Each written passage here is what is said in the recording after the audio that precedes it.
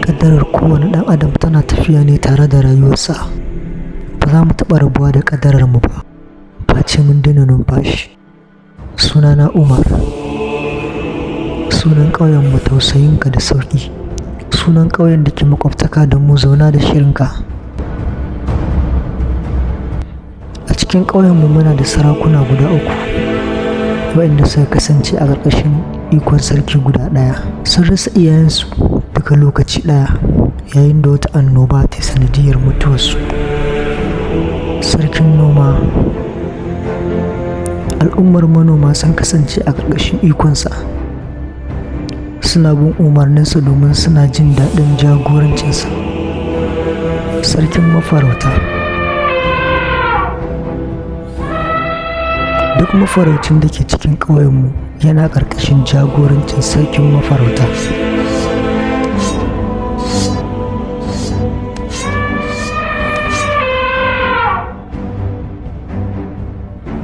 Haka zalika sarkin Fulani.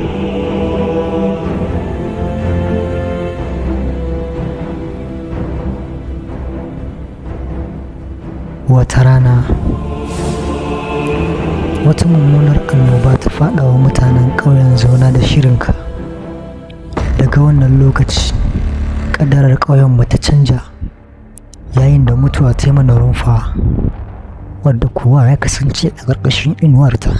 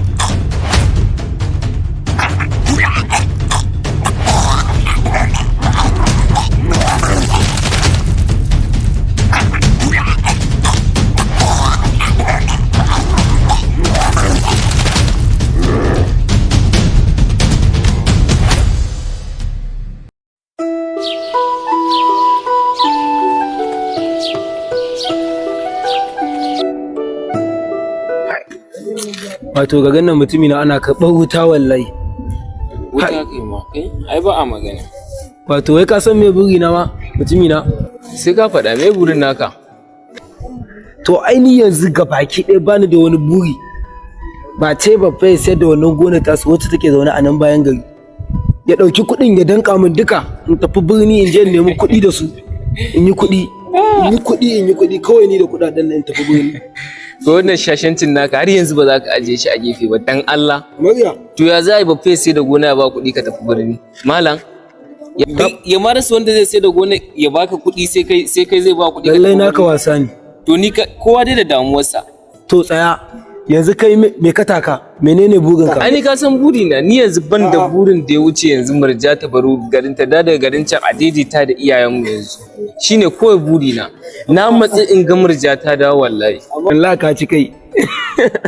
Ai ka fi ni shashanci. Ana ta yadda za a yi a samu kuɗi a yi kuɗi? A yi kuɗi. A ci abinci? Baka fara soyayya bane shi yasa. Yanzu me ka rasa ko cewa kai za ka yi kana kuɗin abincin da yake birni yanzu. Ya zo mana. Da kai akai sai sauri kake ya kace wani sharubutu kana gudu kana wannan. To gaskiya akwai abin da yake faruwa da daidai. Mai gari ne ya haɗa taro na gawa da sarkin noma da sarkin mafarauta da kuma sarkin Fulani. To shine na ce bara in je in ji me yake faruwa ba daidai ba. Na dukkan alamu tun da ka ji mai gari ya tara taro wallahi akwai abin da yake faruwa a garin nan. Wallahi kuma fa Allah dai ya sa lafiya kawai. to amma yanzu abin da za yi tashi za ku yi mu je ku kai ne da idan mu ma ba wai wani ya zo ya ga mana mu je ba. Ma zai hana ka bi shi ku lallaba ka zo mana ba. Kuma fa haka ne ai gani ya koriji gwara mu je da kanmu in bi shi mu je Gaskiya. ta so mu je da kai wannan haka yake. Ina da uzuri malam. Malam ku ji zan to insha Allah. Yanzu akwai abin da nake yi. shi ke da yanzu dai mu dai ba za mu ci Zan to duk insha abin da yake faruwa za mu gane ko menene insha Allah To. mu je kawai to shikenan ba damuwa.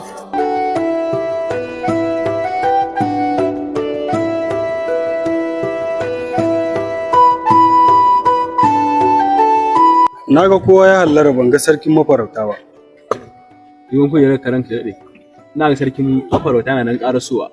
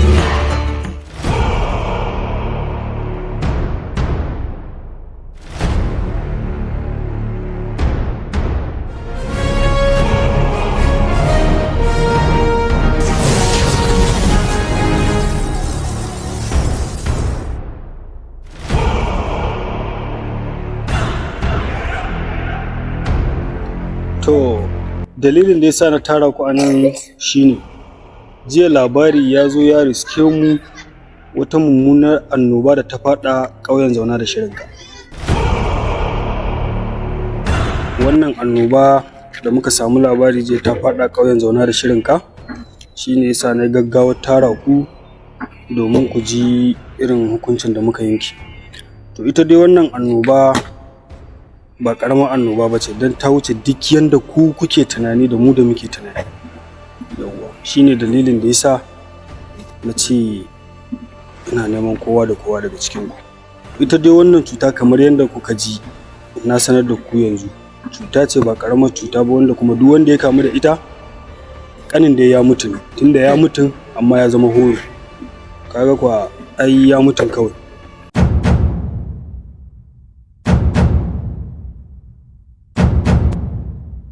To yanzu dai dokar da na yanke a nan shine ba shiga babu fita, sarkin noma ba shiga ba fita, kai sarkin fulani ba shiga ba fita. Dukkanin kuma wanda ya karya mana doka to gaskiya hukuncin kisa ne, saboda duk wanda ya fita ta iya yiwuwa ya zo da wannan annoba.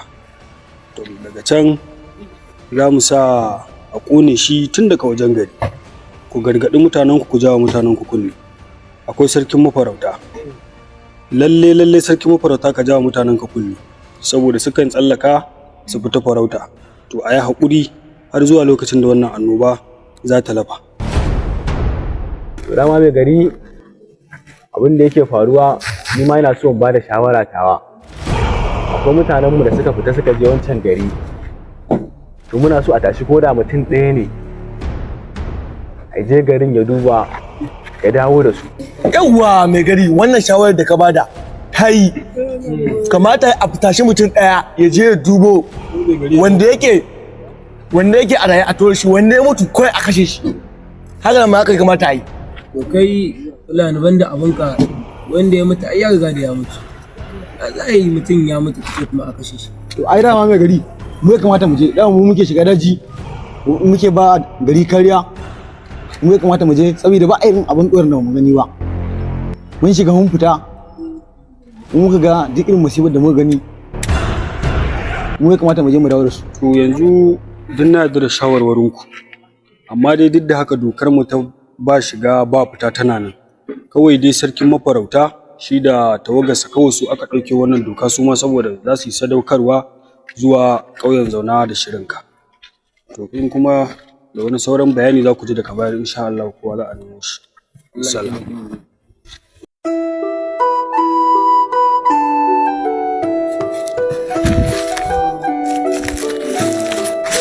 Timina ya ake ciki ne, me yake faruwa ne? A ga sai wani haɗa kaya kake. Allah malam tafiya zai. Saboda ba zan iya zama a garin nan ba, Mariya yau kwanan ta 3 da tafiya.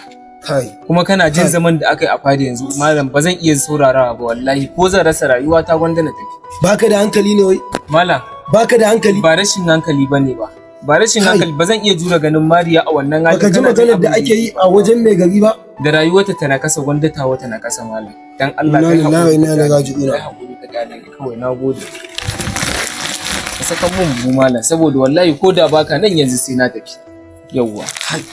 Ba wai baka ji maganar da ake Kai yi ba, haƙuri. mutuwa fa ake yi Kai ba. hakuri ka dore ka saka mun. Mai gari dokar da ya sa a cikin wannan gari duk wanda ya ga a gan shi a cikin wajen Ka kwanci kisa ne ba. ka daure ka saka mun bonne in ji in mutu uban duniya. Shikenan.